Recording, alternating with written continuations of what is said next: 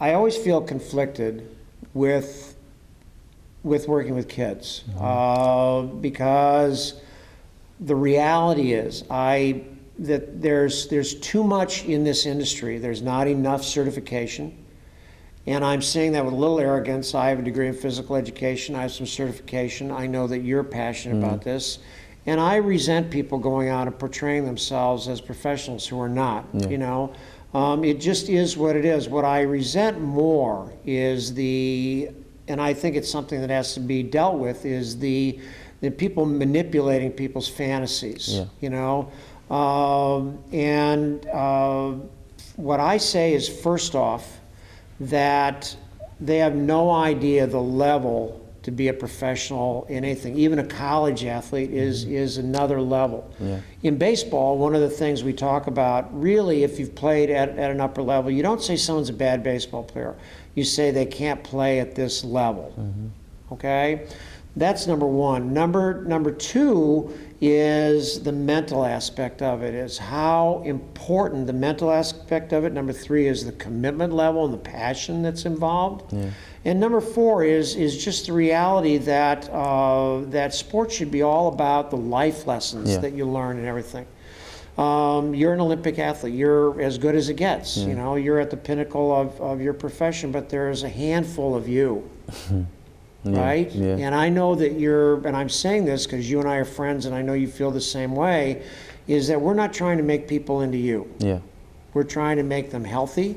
We're trying to get them to have fun with athletics and things like that. Now, one of the big things I'm trying to get across is running is such a unique thing.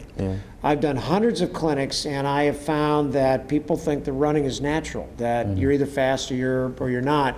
And we've talked about this throughout the interview today.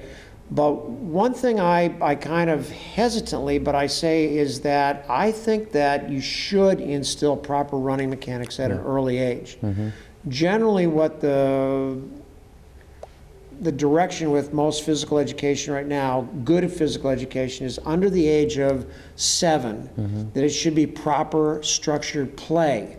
Games like tag and things like this, agility. You know, you don't need to have them do agility drills and everything. Just structured play that give them good mechanics. But I think that once they, you know, the habituated performance is really set from 7 to 11.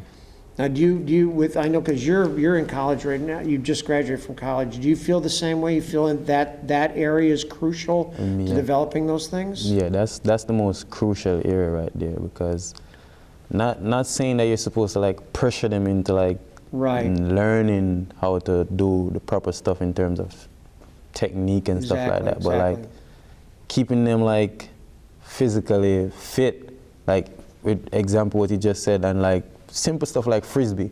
That's a good way to teach them how to like jump, being able to focus on, you know, simple stuff like that. And like, you don't have to be like serious like drills, but like simple walking drills. You know, it's what's interesting. I've done hundreds of clinics at camps. And it's amazing to me, you'll do simple, which is usually a precursor, a prelude to proper mechanics, is kids don't even, when you do a marching drill, they don't even go across, the majority of kids don't even get on the correct diagonal. They don't. And see, these are very simple things. Here's something, I know boys think of this as a girl thing, but skipping. All sprinters skip. Yeah, because I skip. That's a good way to learn to like keep balance, to be coordinated. Like that teaches speed as well, because like it teaches hand and eye coordination and foot coordination, all of that stuff put together. There's every sprint coach in the world does skipping drills. Because it does the proper arm swing, cross correct diagonals. It incorporates bounding. It incorporates correct cycling of the lower body. Everything. Every sprint coach in the world does sprinting, and that's something that certainly all kids can do at a young age, and they'll learn how to run properly.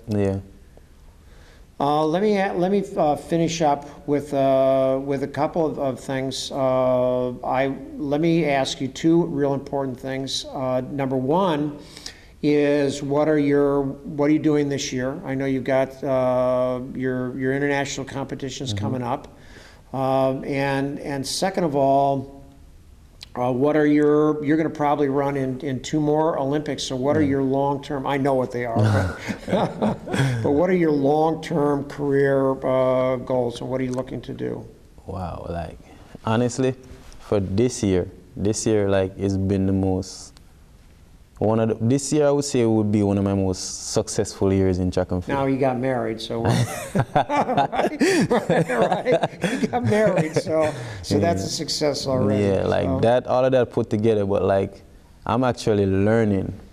I'm never like you're never too old to learn. I'm actually learning now that what it takes to be on the international level.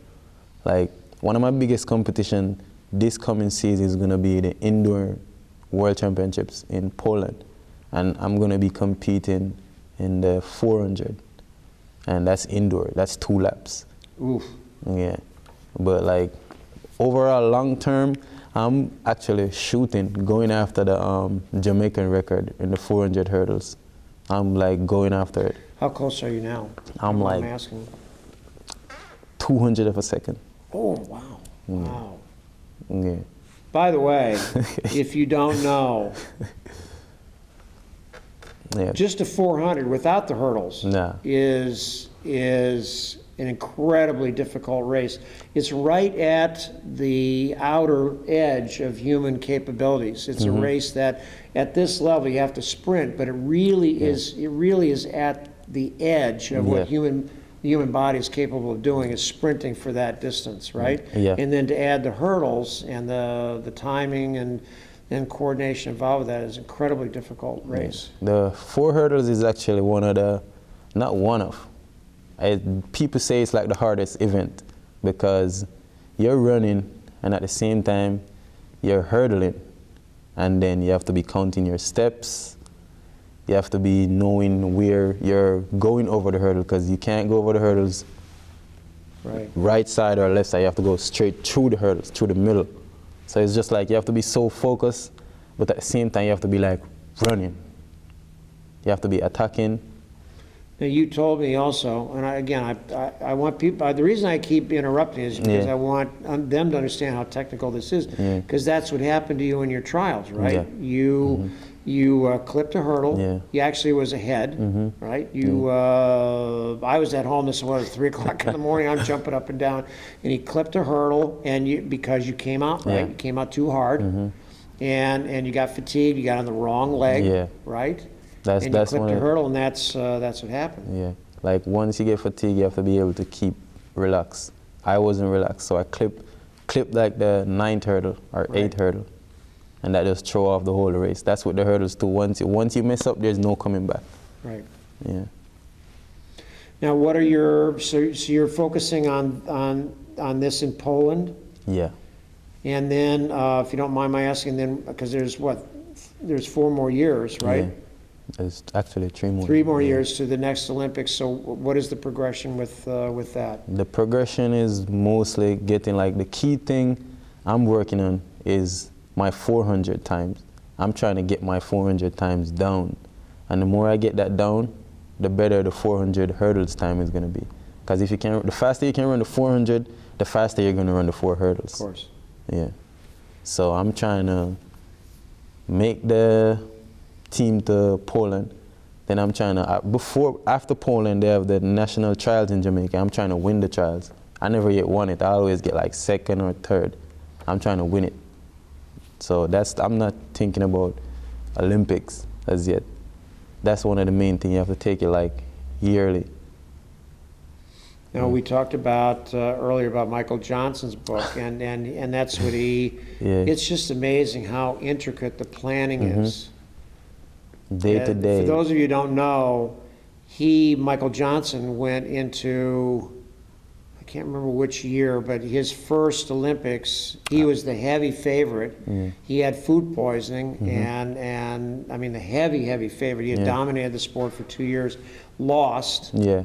And then, it's one meet. Here you dominate your sport for 2 years. He loses the Olympics, and then you don't have that shot for another 4 years. And think of the mental work that it took to then plot that course to get to that next Olympic. Of course, the next Olympic is when he pulled a double off. He won the 400, he won the 400 and the 200, yeah. and the 200.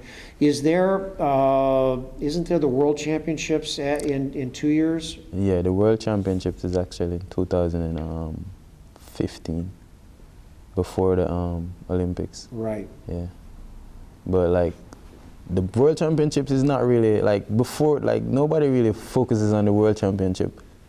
Everybody's more geared towards the Olympics. Like everybody right now is like training, because next year is going to be an off year.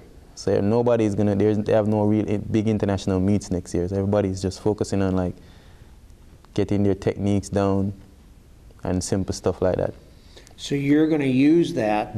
You're using this time period to develop the things. You are incrementally looking ahead to that goal. Yeah.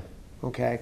Now, and lastly, what are like I said, I know, but what are your goals beyond your sport? Beyond the sport, hopefully I can like, because what I really want to do is like get into like the coaching, and like I'm trying to get like a gym, and I'm trying to do recreational centers. So I'm trying to combine the gym and the recreational centers for kids. Wow. Yeah. So that hopefully like after my track career I can like get into the recreation. That's why I'm trying to be with you guys, so like you guys can open the door for me, and like I can open the door for you guys, and so we can move on to the next level. I'm putting words in your mouth unfairly, but I mean, because I know you, because you've gotten something from this, haven't you? Yeah. It's been life-changing. Yeah. And so you want to give back, Yeah. right? Is that Yeah. correct? Yeah. Yeah, it's you know, for the people that, you know, there's so much selfishness we see in the sports and everything, but for people that get it. It teaches you a sense of discipline.